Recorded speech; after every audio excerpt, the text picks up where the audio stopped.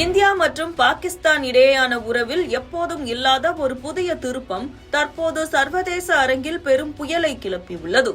தெற்காசியாவின் இரு பெரும் அணுசக்தி நாடுகளுக்கு இடையே நிலவி வரும் தீர்க்கப்படாத பகைக்கு இடையில் யாரும் எதிர்பாராத ஒரு சர்வதேச மத்தியஸ்தம் அமைதி பேச்சுவார்த்தையை நடத்தியதாக கூறிக்கொள்வது இப்போது உலக நாடுகளின் கவனத்தை ஈர்த்துள்ளது. குறிப்பாக கடந்த மே மாதம் எல்லையில் போர் மேகங்கள் சூழ்ந்திருந்த அந்த இக்கட்டான தருணத்தில் திரைக்கு பின்னால் நடந்தது என்ன? இந்தியாவின் ராணுவ நடவடிக்கை திடீரென நிறுத்தப்பட்டதற்கு காரணம் சர்வதேச அழுத்தமா அல்லது ஒரு ரகசிய மத்தியஸ்தமா? இந்த கேள்விகளுக்கான விடைகளை தேடும் விதமாகவே சீன வெளியுறவு அமைச்சர் வாங் யியின் சமீபத்திய அறிக்கை அமைந்துள்ளது. பெய்ஜிங்கில் நடைபெற்ற உயர்மட்ட சர்வதேச கருத்தரங்கில் பேசிய அவர் 2025ஆம் ஆண்டில் உலக அமைதிக்காக சீனா மேற்கொண்ட அரும் பணிகளை பட்டியலிட்டார். இரண்டாம் உலகப் போருக்கு பிறகு உலகம் கண்டிராத மிகப்பெரிய மோதல்கள் கடந்த ஆண்டில் நிகழ்ந்ததாக குறிப்பிட்ட வாங் யி, அந்த நெருக்கடியான நேரங்களில் சீனா ஒரு நியாயமான நடுவராக செயல்பட்டதாக தெரிவித்தார்.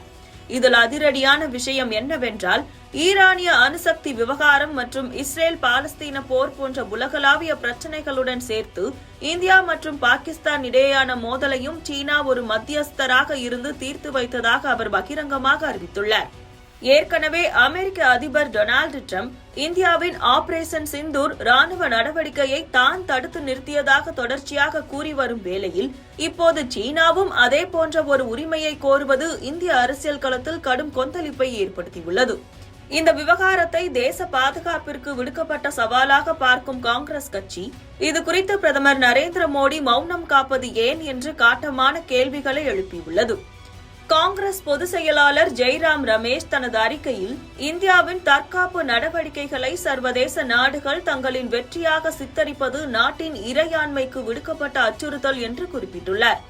குறிப்பாக இந்திய ராணுவம் எல்லையில் சீனாவுடன் மல்லு கட்டிக் கொண்டிருந்ததாக ஒருபுறம் தகவல்கள் வெளியாகும் நிலையில், மறுபுறம் சீனா தன்னை ஒரு சமாதான தூதுவராக காட்டிக்கொள்வதை அவர் கடுமையாக சாடியுள்ளார். இந்த குழப்பங்களுக்கு மத்தியில் இந்திய வெளியுறவுத்துறை அமைச்சகம் தனது நிலைப்பாட்டை மாற்றிக் கொள்ளவில்லை.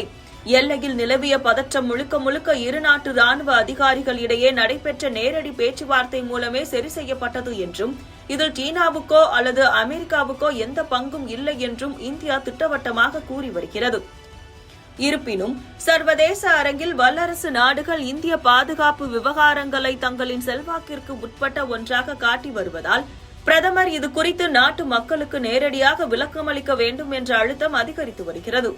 இந்திய வெளியுறவுத்துறையின் அதிகாரப்பூர்வ விளக்கம் இன்னும் சில தினங்களில் வெளியாகலாம் என எதிர்பார்க்கப்படுகிறது. ஒட்டுமொத்தத்தில் தேச பாதுகாப்பு மற்றும் வெளியுறவு கொள்கை தொடர்பான இந்த மோதல் அரசியல் களத்தில் மேலும் சூடு பிடிக்கும் என தெரிகிறது.